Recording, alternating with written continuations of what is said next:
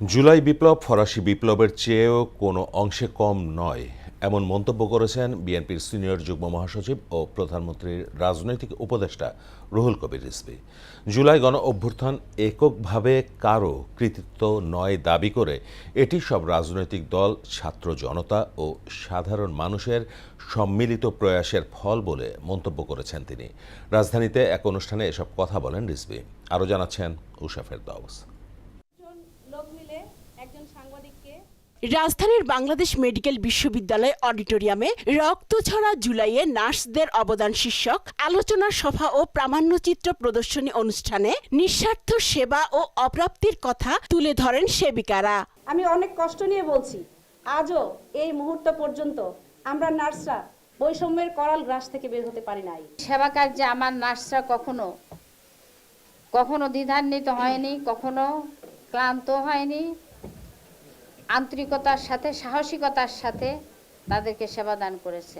এতে প্রধানমন্ত্রীর রাজনৈতিক সহকারী রাশেদ খান বলেন, নিজেদের জুলাইয়ের মাস্টার মাইন্ড দাবি করে না বিএনপি।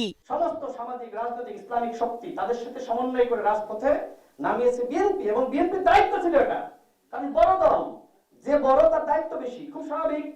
এবং বিএনপি কোনো কৃতিত্ব নিচ্ছে না। বিএনপি যেটি বলছে, আমরা আমাদের উপর জনগণের অর্পিত যে দায়িত্ব, একটি বড় দল হিসেবে আমরা সেটি পালন করেছি।